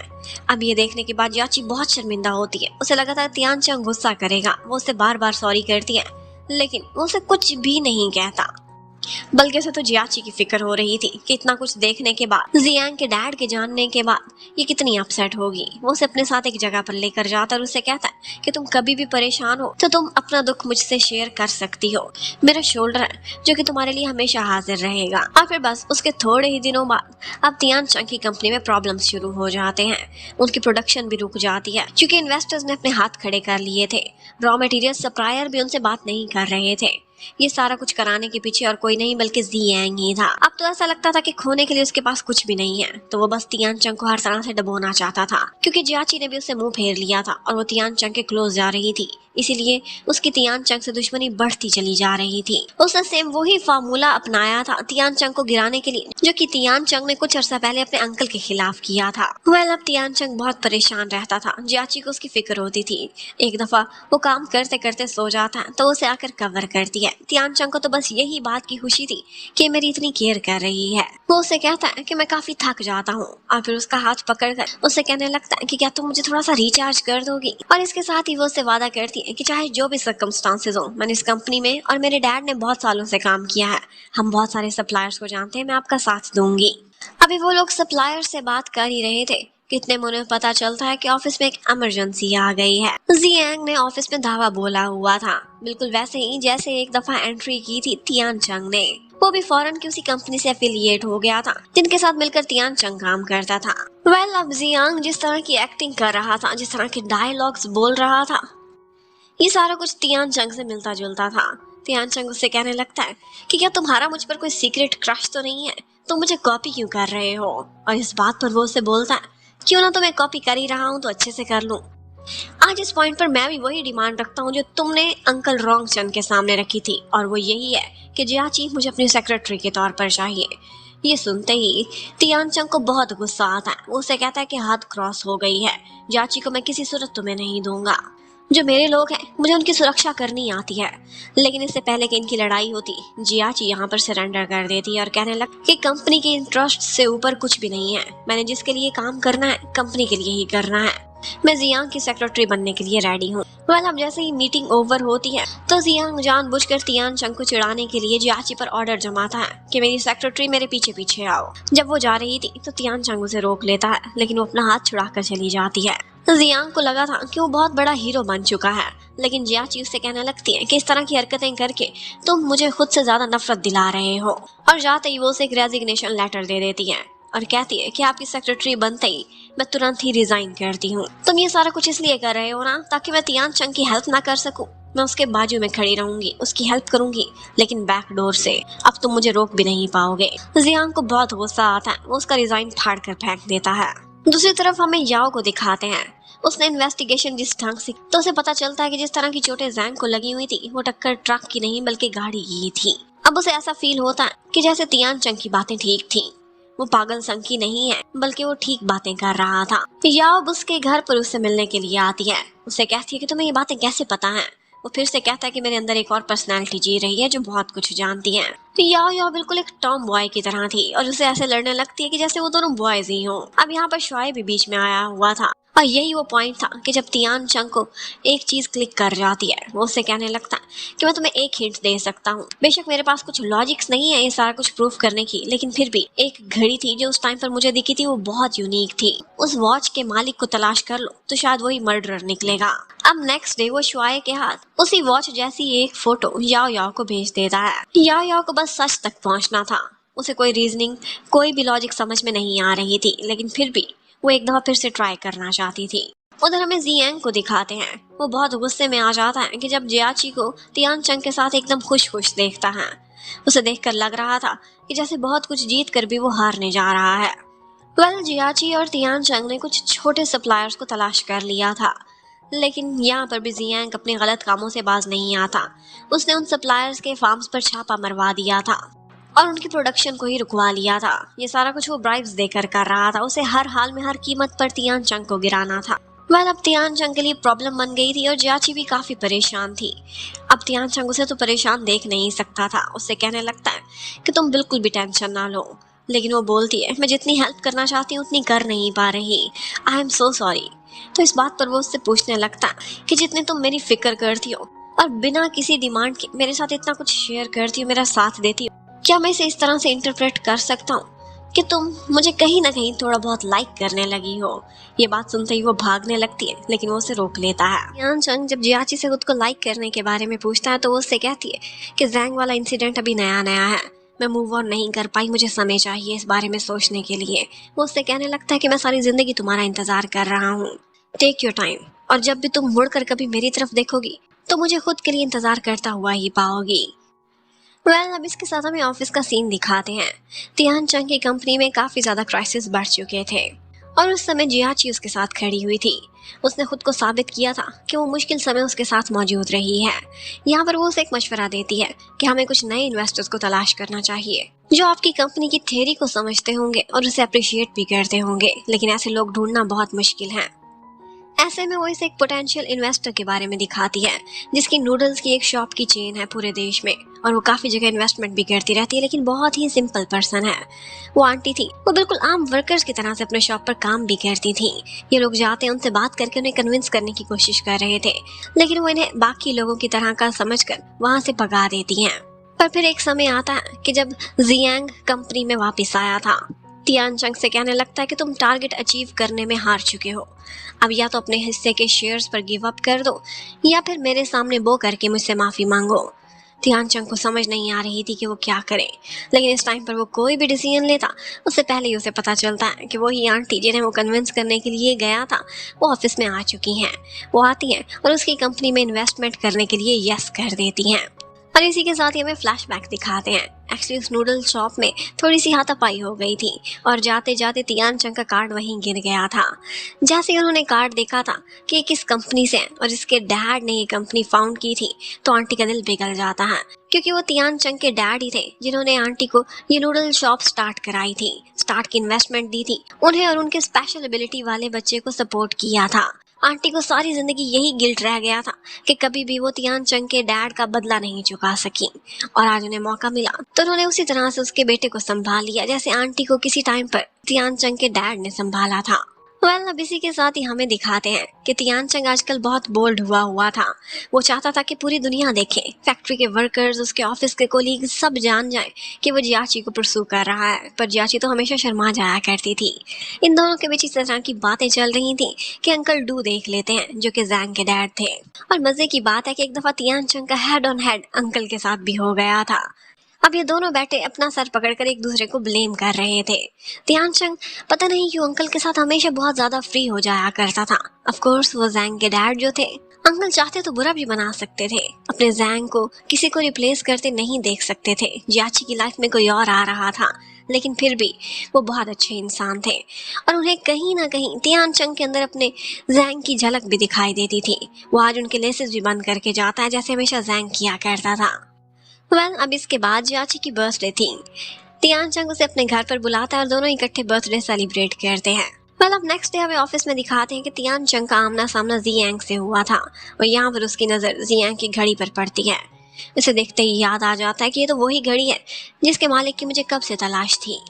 वो जियांग को रोकता है और उससे कहने लगता है, पहले तो मुझे सिर्फ तुम पर डाउट था, लेकिन अब मुझे लगता है कि तुम ही हो जिसने जैंग को मरवाया है। ये याद रखना कि मैं तुम्हें छोड़ूंगा नहीं। और फिर इसके बाद वो सीधा जाता है उसी इन्वेस्टिगेटर के पास और याओ याओ से जाकर कहने लगता है कि मैं उस घड़ी के मालिक को तलाश कर चुका हूँ, वो जियांग ही है जिसने जैंग को मारा था। वो कहने लगती है कि अच्छा क्या कहूँ मैं, तुम्हें सपने आते हैं? ये बोलकर उसे जेल में डाल दूं? तुम पागल हो गए हो क्या? सिर्फ बातों पर नहीं, ये सारा कुछ सबूतों पर चलता है, मुझे सबूत तलाश करने होंगे। अब इसके साथ साथ तियान चंग और जियाची की लाइफ बड़ी अच्छी जा रही थी और आज उन दोनों ने इकट्ठे पिकनिक मनाने के लिए जाने का फैसला किया हुआ था, लेकिन उससे पहले ही जियांग एक चाल चल देता है। वो एक लॉयर था और उसे सारे लूप होल्स मालूम थे। उसने तियान चंग के खिलाफ एक चाल चली थी। पुलिस को कॉल करके ये बोल दिया था कि तियान चंग हॉस्पिटल के मेडिकल डाटा जो कि कॉन्फिडेंशियल है उसमें झांकी ताकी कर रहा था। इसका मतलब है कि ये इंसान ह्यूमन ट्रैफिकिंग में भी इन्वॉल्व हो सकता है, कहीं वो ऑर्गन्स को ना बेचता हो। और इसी शक में पुलिस आती है और उसे पकड़कर अपने साथ ले जाती है। वो जाता है और उनके सामने एक्सप्लेन करता है कि मैं तो सिर्फ इसलिए तलाश कर रहा था, क्यूरियस था कि मेरे अंदर हार्ट किसका है। और उसी समय पीछे खड़ी हुई जियाची ये सारा कुछ सुन लेती है। जियांग ने ये सारा कुछ उसे इस एंगल से दिखाया था कि उसे तियान चंग से नफरत हो जाए। वो उसे कहने लगता है कि वो तुम्हें बहुत लाइक करता ना, तुम्हें लगा था कि तुम्हें तुम्हारा प्यार मिल चुका है, बिल्कुल भी नहीं। उसके सीने में जैंग का दिल धड़कता है और बस ये सिर्फ एक सेल मेमोरी है जो कि वक्ती है, ये सब खत्म हो जाएगा और वापस हर चीज पहले जैसी हो जाएगी। कि तुम जैंग के सामने खुद को शर्मिंदा फील नहीं करोगी? ये आदमी इस वजह से जिंदा है क्योंकि जैंग मरा था और बस इन्हीं बातों की वजह से ऑफ कोर्स जियाची पर बहुत असर पड़ता है। तियान चंग जैसे ही वापस लौटता है वो जियाची को मिलने के लिए खड़ा हुआ था। उसे कहने लगता है कि सॉरी मैं आज तुम्हें इन्फॉर्म नहीं कर सका। वो उससे पूछती है कि तुम कहाँ बिजी थे? लेकिन यहाँ पर तियान चंग थोड़ा हेजिटेंट था। अचानक से उसे सारा कुछ कैसे बताता, झूठ बोल देता है कि शुआए बीमार हो गया था, मैं उसके पास था। और यही वो मोमेंट था कि जब जियाची का भरोसा टूट जाता है। वो उससे झूठ बोल रहा था। जियाची को ये सारी बातें इस तरह से दिल को लगी थी कि नेक्स्ट डे वो ऑफिस में आ ही नहीं पाती, क्योंकि वो बहुत बीमार हो गई थी। ऐसे में तियान चंग उसके घर जाता है। वो कॉल्स नहीं उठा रही थी तो लैंड लेडी से कहकर दरवाजा खोलता है। पता चलता है कि उसे बहुत तेज फीवर है, तो सारी रात बैठकर उसकी केयर करता है। अब वो नेक्स्ट डे काम पर आती है, लेकिन उससे सही ढंग से बात नहीं कर रही थी। तियान चंग को लग रहा था कि ये मुझसे नाराज है, क्योंकि मैंने इसे वेट जो कराया था। अब वो उसे मनाने के लिए उसके पीछे पीछे फिर रहा था, लेकिन वो उसे बिल्कुल भाव नहीं देती। और आज उसकी याओ याओ से भी मुलाकात होती है। जियाची बातों ही बातों में उसे बता देती है कि जो कुछ भी मेरी लाइफ में हुआ था सिर्फ एक बबल ट्रैप ही था, और अब वो बबल खत्म हो चुका है। मुझे पता चला है कि तियान चंग उसके सीने में जैंग का दिल है, और मेरा कॉन्शियस मुझे अलाउ नहीं करता कि मैं उसके साथ हूँ। याओ याओ को अब पता चलता है कि तियान चंग को वो सारी बातें कैसे मालूम होती थी जो कि जैंग को मरते हुए पता चली थी। अब जियाची तो कुछ ज्यादा ही आगे बढ़ चुकी थी। तियान चंग के पास आती है और उससे कहती है कि मैं इस जॉब से रिजाइन करती हूँ, आपके सारी क्राइसिस ओवर हो चुके हैं, मैं एक ब्रेक लेना चाहती हूँ, थोड़े अरसे के लिए रेस्ट करना चाहती हूँ, बहुत दूर जाना चाहती हूँ। तियान चंग उसे बहुत कहता है कि पेड लीव ले लो, तुम ऐसे क्यों कर रही हो, लेकिन वो उसे कोई भी जवाब नहीं देती। अब ऐसे में एक आदमी टैंग आता है और जियाची से भी मुलाकात कर रहा था। उसी टाइम पर जियांग भी आ गया था। एक्चुअली ये आदमी था जो कि थोड़े अरसे पहले उनकी कंपनी में, उनकी फैक्ट्री में काम करता था और जैंग के साथ मिलकर कुछ इन्वेस्टिगेशन भी कर रहा था। इनफैक्ट यही वो आदमी था जिसने जियांग के लिए सारे गलत काम किए थे। वो जियांग से बार बार पैसे मांग रहा था, जियांग देता नहीं था, तो उसे डराने के लिए आज जियाची से मिलने के लिए आया था। और इस आदमी के बारे में कुछ न कुछ तियान चंग जानता था कि इसका रिकॉर्ड अच्छा नहीं है। वो जियाची को वहां से उठा देता है इस बहाने से कि तुम यहाँ पर बैठी बातें कर रही हो, तुमने तो बाकी लोगों को ट्रेन करना है ना अपने जाने से पहले। अब वो जाती है, सबको ट्रेन करती है। जैसे ही वहां से जा रही थी, तियान चंग उसके पीछे पीछे आता है, उसका हाथ पकड़कर उसे रोकने की कोशिश करता है। उसे बताता है कि वो कितना बेचैन है, जियाची ऐसा क्यों बिहेव कर रही है, उसकी तो रातों की नींदें भी उड़ गई हैं ये सोच सोच कर। लेकिन जियाची एकदम रूथलेस होकर उसे वहां पर तड़पता छोड़कर चली जाती है। जब तियान चंग को पुलिस वालों ने बुलाया था उसे इन्वेस्टिगेशन करने के लिए, तो वहीं पर ऑफ कोर्स इन्वेस्टिगेटर भी मौजूद थी।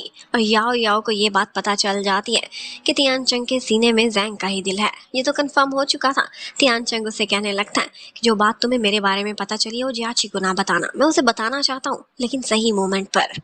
अब ये सुनते ही याओ याओ तो परेशान हो जाती है। उसे समझ नहीं आ रही थी कि किस साइड पर रहे। जियाची को तो ये सारा कुछ पहले ही मालूम पड़ गया था और उसने ये बात याओ याओ से भी शेयर की थी।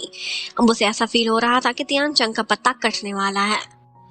जियांग तो अपनी हरकतों से बाज नहीं आ रहा था। उसने एक फेक ऑर्डर कराया था, उसके लिए 20% एडवांस भी दिला दिया था, लेकिन एंड पर जब प्रोडक्शन कंप्लीट होती है तो उस आदमी से कहकर ऑर्डर कैंसिल करा देता है। अब इसी बात को लेकर वो तियान चंग से लड़ाई करता है और कहता है कि बोर्ड ऑफ डायरेक्टर्स कह रहे हैं कि तुम कंपैटिबल पर्सन नहीं हो। पर तियान चंग ने पहले ही सारी तैयारी की हुई थी। उसने एक और कंट्री से वैसे ही एक सेम ऑर्डर लिया हुआ था और पिछले ऑर्डर को तो वो कब का कैंसिल ही समझ रहा था। इवन कि उसने कंपनी को फायदा दिलाया था, वो 20% भी उसके पास था और 100% ऑर्डर भी कहीं और जा रहा था। जियांग ने तो अब की बार मुंह की खाई थी और जियांग की बिजनेस पार्टनर उसे बहुत खरी खोटी भी सुनाती है कि तुम्हें शर्म आनी चाहिए, तुम कभी भी तियान चंग को हराने में कामयाब हो ही नहीं पाते हो। अब जियांग ने बदला तो लेना ही था, तो उसने पूरी प्लानिंग कर ली थी। इधर जब जियाची का लास्ट डे था, कुछ लोग उसे फेयरवेल दे रहे थे, तो तियान चंग अंकल डू को बुला लेता। उसे पता था कि जैंग के डैड की बात जरूर जियाची मानेगी, वो उसे कन्विंस कर ले वापस यहीं पर जॉब करने के लिए। लेकिन जब सारे लोग इकट्ठे हो जाते हैं तो जियांग भी वहां पर आ जाता है और अंकल डू बार बार जियाची को समझा रहे थे कि इस तरह जॉब ना छोड़ो, तुमने और तुम्हारे डैड ने कितने सालों इसी कंपनी में काम किया है। लेकिन इससे पहले कि वो उसे कन्विंस कर पाते, वहां पर जियांग एक नई ही कहानी शुरू कर देता है। अंकल डू से कहने लगता है कि वैसे तो आप मुझसे बहुत नफरत करते हैं ना मेरे डैड की वजह से, लेकिन इनफैक्ट आपको एक और बात भी बता दूं, यहाँ पर ये जो लड़का खड़ा हुआ है ये जिंदा इसलिए है क्योंकि आपका बेटा मरा था। जैंग का दिल निकाल कर इसके सीने में डाल दिया है और ये उसी की वजह से आज जिंदा है। कैसे देखकर आपको अपने बेटे की मौत नहीं याद आती? ये बात उसने जियाची और अंकल डू के सामने ही बोल दी थी।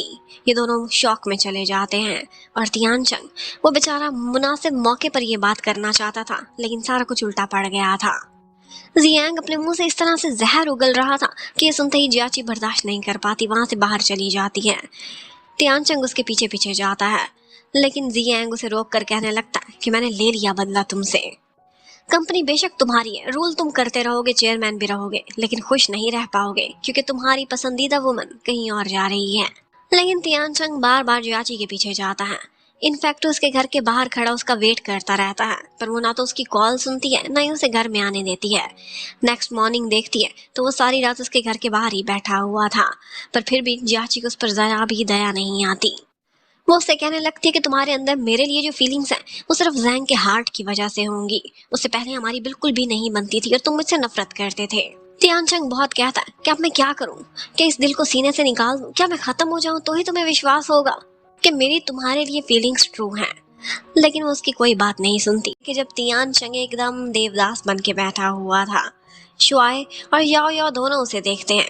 ये याओ याओ हैरान रह जाती है कि कहीं देखकर लग रहा है कि इतनी बड़ी कंपनी का सीईओ है। शुआए कहता है, सीईओ छोड़ो, मुझे तो एक पीएन भी नहीं दिखाई दे रहा।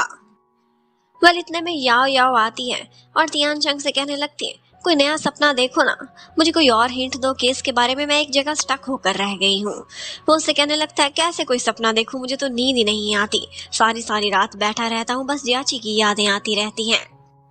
और फिर फाइनली एक दिन उसका आमना सामना जियाची से हो ही जाता है। पहले तो उसे लगता था कि मुझे हेलुसिनेशंस हो रही हैं, लेकिन वो तो सचमुच की जियाची ही थी। वो उससे थोड़ी देर बैठकर बात करना चाहता था। जियाची भी मान जाती है और उसे बताती है कि मैं यहाँ से काफी दूर शिफ्ट हो चुकी हूँ, अभी तो याओ याओ के साथ हूँ, लेकिन जॉब की तलाश कर रही हूँ, जॉब मिलेगी तो वहाँ पर घर भी ले लूंगी। तियान चंग उससे कहता है कि खुद को इतनी मुसीबत में डालने की तुम्हें क्या जरूरत पड़ी थी, आखिर तुम इस हद तक क्यों जा रही हो। मैं तुम्हें विश्वास दिलाता हूँ, चाहे मुझे जैंग का दिल लगा होता या ना लगा होता, लेकिन फिर भी मैं तुमसे प्यार करता हूँ और करता रहूंगा। और फिर इसी के साथ ही वो कहता है कि तुम्हारी लाइफ है, तुम जो चाहो डिसीजन ले सकती हो, लेकिन मैं भी अपनी मर्जी से डिसीजंस लूंगा, मैं तुम्हें परसू करता रहूंगा उस दिन तक कि जब तक तुम्हें जीत ना जाऊं। वेल अंकल डू भी आते हैं और तियान चंग से कहने लगते हैं कि उस दिन जियांग ने मुझे जो भी बताया मुझे बिल्कुल भी गुस्सा नहीं लगा, मैं बस थोड़ा शॉक में चला गया था, लेकिन मुझे खुशी है कि मेरे बेटे का दिल अभी भी धड़क रहा है, तुम्हारी बॉडी में ही सही, लेकिन उसके ट्रेसेस हैं तो सही। मैं हमेशा से चाहता था कि जियाची मेरी बहू बने, लेकिन अब मैं चाहता हूँ कि वो तुम्हारी लाइफ पार्टनर बने और मैं तुम दोनों को खुश देखना चाहता हूँ। वेल जियाची जब भी अपने घर से बाहर निकलती थी तो पोस्ट बॉक्स में उसे अपने लिए बुके मिलते थे, और ऑफ कोर्स ये और कोई नहीं बल्कि तियान चंग ही करके जाता था। और एक दिन तो ये करता हुआ रंगे हाथों पकड़ा जाता है और जियाची को देखते हुए ऐसे भाग जाता है दुम दबाकर कि जैसे उसने कोई भूत देख लिया हो। और फिर एक दिन जब जियाची इंटरव्यू के लिए जा रही थी तो तब भी उसे सुबह सुबह बुके मिलते हैं और इसके साथ उसे बेस्ट विशेस भी मिली हुई थी, और इन्हीं विशेस की वजह से उसे तुरंत ही जॉब भी मिल जाती है। जबकि उधर जियांग, उसने जिसके साथ मिलकर ये सारा कांड किया था, वो आदमी उससे बार बार पैसे मांग रहा था, तो वो उसे कुछ आदमियों से पकड़कर ठुकाई लगवाना चाहता था। लेकिन इतने में ऊपर से पुलिस आ जाती है और पुलिस आती है और टैन को पकड़कर ले जाती है। एक लॉयर होने की वजह से जियांग खुद को बहुत स्मार्ट समझता था। उसे लगता था कि उसे इतना लॉ का नॉलेज है कि वो जो भी गलत काम करेगा इतने कवर के साथ करेगा कि उसे पकड़ना इम्पॉसिबल हो जाएगा। और अब भी वो कंपनी में भी कुछ उल्टे सीधे काम कर रहा था। जबकि अंकल डू एक दफा जाते हैं, जियाची से मिलते हैं और उसे कहते हैं कि तियान चंग एक अच्छा लड़का है, जो तुम्हारे पास्ट में हुआ उसे बस एक सपना समझकर आगे बढ़ जाओ। कोई है जो तुम्हें चेरिश करता है, तुम्हारा ख्याल रखना चाहता है, मैं चाहता हूँ कि तुम खुश रहो। और फिर इसके बाद जियाची एक लास्ट टाइम अपने घर पर जाती है, देखती है तो दोबारा से तियान चंग वहाँ खड़ा हुआ था, उसकी यादों में डूबा हुआ। वो कहने लगती है कि मैं सामान लेने के लिए आई हूँ, मुझे जॉब भी मिल गई है और मैंने रेंट पर घर भी ले लिया है। वो जियाची को फोर्स तो नहीं कर सकता था, लेकिन बस एक भारी दिल के साथ उसे बाय बाय करता हुआ वहां से चला जाता है। लेकिन फिर थोड़े ही दिनों बाद जियाची को एक बात पता चलती है, और वो ये थी कि तियान चंग इनडायरेक्टली उसकी हेल्प कर रहा था। न सिर्फ जॉब दिलाने में बल्कि घर तलाश करने में भी उसने बैक डोर से उसकी काफी हेल्प करी थी। ये सुनते ही वो शॉक्ड रह जाती है, तुरंत ही कॉल करती है तियान चंग को और वो सोचने लगता है कि मैं कैसे अपनी एक्टिंग पूरी करूं। वो अनजान बनता है, बिल्कुल कैजुअली बात कर रहा था। वो तियान चंग से कहती है कि मैं तुम्हें अभी के अभी मिलने के लिए आ रही हूँ, और वो भी दौड़ता हुआ उसी तरफ चला जाता है। दोनों सड़क के आर पार खड़े हुए थे। तियान चंग बहुत खुश था, उससे कहता है तुम ठहरो मैं आऊंगा, लेकिन इतने में कोई तियान चंग पर अटैक कर देता है। वो बेहोश हो गया था, उसकी पॉकेट में कुछ डाटा था जो वो आदमी चुराता है और भाग जाता है। इनफैक्ट ये वो डाटा था जिसमें तैंग ने कुछ सबूत दिए थे और तियान चंग ने संभाल कर रखे हुए थे जियांग के खिलाफ। अब जैसे ही तियान चंग होश में आता है तो वो देखता है कि जियाची बहुत डरी हुई रोई हुई उसके पास आती है। शुआए और जियाची को देखकर वो एकदम बोलने लगता है कि तुम लोग कौन हो, क्या मैं तुम लोगों को जानता हूँ। और स्पेसिफिकली वो जियाची से बार बार पूछ रहा था कि क्या हम दोनों क्लोज हैं, क्या तुम मुझसे प्यार करती हो जो इतना रो रही हो। और बस इसी बीच शुआए एक कांड कर देता है। उसने कोई और ही डायलॉग बोल दिया था और हमारे हीरो की सारी एक्टिंग डूब जाती है। वो और शुआए लड़ाई करने लगते हैं।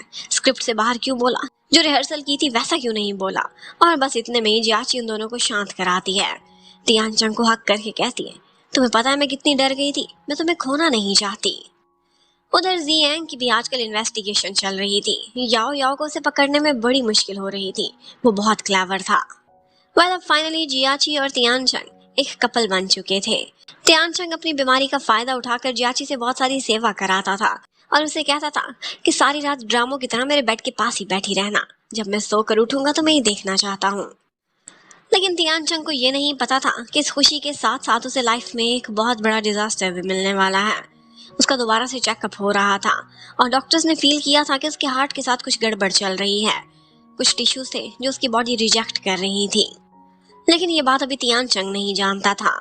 एक दफा ये दोनों इकट्ठे जा रहे थे, इतने में जियांग इनको लवी डवी होते देख लेता है और फिर उसके बाद वो इतना जलता है कि उसका मन कर रहा था कि तियानचंग को जड़ों से उखाड़ कर फेंक दे। वो उसे धमकी देकर जाता है कि लास्ट टाइम है, आपकी दफा जो मैं करने वाला हूँ उसके बाद मैं तुम्हें बैंकरप्ट करके ही छोड़ूंगा, फिर देखता हूँ कि तुम जियाची के काबिल बचोगे कि नहीं। उधर तियानचंग को एक दफा फिर से सपना आ रहा था और इस सपने में उसे एक बात क्लिक कर जाती है और वो ये थी कि जैंग ने जाते जाते जियांग का हाथ क्यों पकड़ा था। वही तो था जो उसे मारने की कोशिश कर रहा था, तो फिर वो उससे मदद क्यों मांगेगा। वो मदद नहीं मांग रहा था, बल्कि वो उसकी घड़ी पर अपने ब्लड के स्टेन्स छोड़ रहा था ताकि कल को एक सबूत मिल सके। और बस अब उन लोगों को उसी घड़ी की तलाश थी कि उसे टेस्ट करके उस पर से जैंग के ब्लड स्टेन्स मिल सकते हैं और इस तरह से मर्डरर को पकड़ा जा सकता है। तियानचंग अब अपनी लाइफ में खुश ही जा रहा था कि इतने में उसका डॉक्टर उसे बुरी न्यूज दे देता है। कहता है तुम्हें रेगुलर चेकअप के लिए आना पड़ेगा क्योंकि तुम्हारा हार्ट ठीक से काम नहीं कर रहा और जिन सिम्टम्स को तुम कोल्ड के समझ रहे हो वो एक अंडरलाइन डिजीज के हैं। लेकिन तियानचंग ये बात जियाची को बिल्कुल भी नहीं बताता। वो उसे दुखी नहीं करना चाहता था। जो समय था वो उसके साथ अच्छे से गुजारना चाहता था। वो दोनों इकट्ठे बैठते हैं। जियाची बहुत सारे स्टिकी नोट्स पर अपनी बहुत सी विशेस लिखती है, वो सारे काम या वो सारे सपने जो वो तियानचंग के साथ पूरा करना चाहती थी, बेशक वो छोटे छोटे ही क्यों ना हो। और तियानचंग भी ऐसे ही लाइफ के हर मोमेंट को उसके साथ एंजॉय करना चाहता था। अब एक दिन वो उसे उसके घर तक सी ऑफ करने के लिए जाता है। वो बहुत डरा हुआ था। जब वो जा रही थी तो उसे रोकता है और उसे किस कर लेता है, यही सोचते हुए कि पता नहीं कौन सी हमारी आखिरी मुलाकात होगी। और फिर इसके बाद नेक्स्ट सीन में हमें दिखाते हैं कि वो हॉस्पिटल में शिफ्ट हुआ है। डॉक्टर उसे कहते हैं कि हमने तुम्हारा सारा चेकअप कर लिया है, तुम्हारी कंडीशन इस तरह की है कि हम ट्रीटमेंट तो जारी कर सकते हैं लेकिन चांसेस सिर्फ 50-50 के हैं। अब की बार तियानचंग टूट पड़ता है। लास्ट टाइम वो फिर भी हिम्मत में था। कहता है कि पहले तो मेरे पास जीने की कोई आशा नहीं थी लेकिन अब मैं जीना चाहता हूँ। डॉक्टर जो भी ट्रीटमेंट हो मैं कराना चाहता हूँ, मैं जियाची के लिए जीना चाहता हूँ। वेल अब एक तरफ बेचारी के हेल्थ के इश्यूज चल रहे थे और दूसरी तरफ जियांग ने उसे तंग किया हुआ था। अब सिर्फ एक दिन का ही समय रह गया था, उसके बाद उसकी कंपनी से उसे निकाल दिया जाएगा। जियांग को लगता था कि अब की बार तियानचंग उसके वार से बच नहीं पाएगा। और फिर एक दिन जियांग के घर पर जियाची आ जाती है। वो उसे देखकर हैरान रह जाता है। वो उसे जनरली कंपनी के इश्यूज को लेकर बात करना चाहती थी, लेकिन इनफैक्ट वो उसके घर में वही घड़ी चुराने के लिए आई थी। जियांग को कोई डिस्ट्रैक्ट करता है और थोड़ी देर के लिए वो पार्किंग में अपनी कार चेक करने के लिए जाता है और इसी बीच जियाची ने वो घड़ी उसके ड्रॉर से निकालकर चोरी कर ली थी। जियांग उसे जाते जाते रोकता है और कहता है मुझे पता है तुम सिर्फ मुझसे कंपनी के मैटर्स डिस्कस करने के लिए नहीं आई थी, पता नहीं क्या करने आई थी ये तो मुझे समझ नहीं आ रही, लेकिन फिर भी मैं बहुत खुश हूँ और थैंकफुल हूँ कि हमारी एक ब्रीफ सी मुलाकात हो गई और शायद यही आखिरी मुलाकात हो। और फिर नेक्स्ट डे जब जियांग अपने सक्सेस को मीडिया के सामने अनाउंस कर रहा था कि उसने तियानचंग को कंपनी से बाहर निकाल दिया है, तो उसी समय पुलिस उसके अरेस्ट वारंट लेकर पहुंच जाती है। उसने जैंग को मारा था और इस बात के पक्के सबूत अब मिल चुके थे। तियानचंग को वो लोग जितना सिंपल ले रहे थे वो उतना ही टेढ़ा निकला था। उसने कंपनी को भी बचा लिया था और थोड़ा बहुत इल्जाम उसने खुद के ऊपर डलवा लिया था और वो इस तरह के चार्जेस थे जो उस पर लगेंगे, उनके बाद उसकी कंपनी सेफ रहेगी और कुछ फाइन देकर तियानचंग भी बाहर आ सकता है। ये सारा कुछ करके उसने एक तरह गेम विन कर ली थी। जियाची उसके जाते हुए बहुत सैड हो रही थी, पर तियान चंग उसे कहता है थोड़े दिनों की बात है, मैं वापस आ जाऊंगा। और फिर ऐसा ही होता है। थोड़े हफ्ते बाद उसे जेल से छुट्टी मिल जाती है, लेकिन जियाची को पता चलता है कि इसके पीछे उसकी हेल्थ इश्यूज भी हैं। उसकी हेल्थ बुरी तरह से खराब हो चुकी थी। जेल में रहने की वजह से वो ठीक से ट्रीटमेंट नहीं ले पाया था। अब वो जियाची के घर के बाहर बैठा हुआ था। जैसे ही उससे मिलता है उसकी तबीयत बिगड़ जाती है और उसकी लैंडिंग होती है सीधी हॉस्पिटल के बेड पर। उसका ट्रीटमेंट चल रहा था, लेकिन उसी समय वो बेहोश होता है और कोमा में चला जाता है। बस इसी तरह से वो बेहोश था। कुछ महीने गुजर चुके थे। जियाची एक दिन काफी खुश नजर आ रही थी। उसने दुखों के साथ भी जीना और मुस्कुराना सीख लिया था। आज का दिन स्पेशल था क्योंकि शुआए और याओ याओ भी एक कपल बनने वाले थे और वो लोग अपना वेडिंग ड्रेस सिलेक्ट कर रहे थे। अब नेक्स्ट डे उनकी एंगेजमेंट भी थी। इसके लिए सारे फ्रेंड्स इकट्ठे हुए थे और उनके वेन्यू पर जैसे ही सेलिब्रेशन स्टार्ट होने लगती हैं तो उन्हें वहां पर एक सरप्राइज मिलता है और वो ये था कि तियान चंग अब ठीक होकर वापस लौट आया है। जियाची को इससे बड़ा सरप्राइज पहले कभी भी नहीं मिला था। तियान चंग उससे कहने लगता है कि मैं हॉस्पिटल से उठते सीधा ही यहाँ पर आ गया हूँ, सॉरी तुम्हारे लिए रिंग नहीं ले आया, लेकिन क्या तुम इस चीज से गुजारा कर सकती हो। और इसके साथ ही उसके रिंग फिंगर पर एक छोटा सा हार्ट बना देता है और बस इसी के साथ ही इस कहानी की हैप्पी एंडिंग होती है। Thank you for watching, bye bye.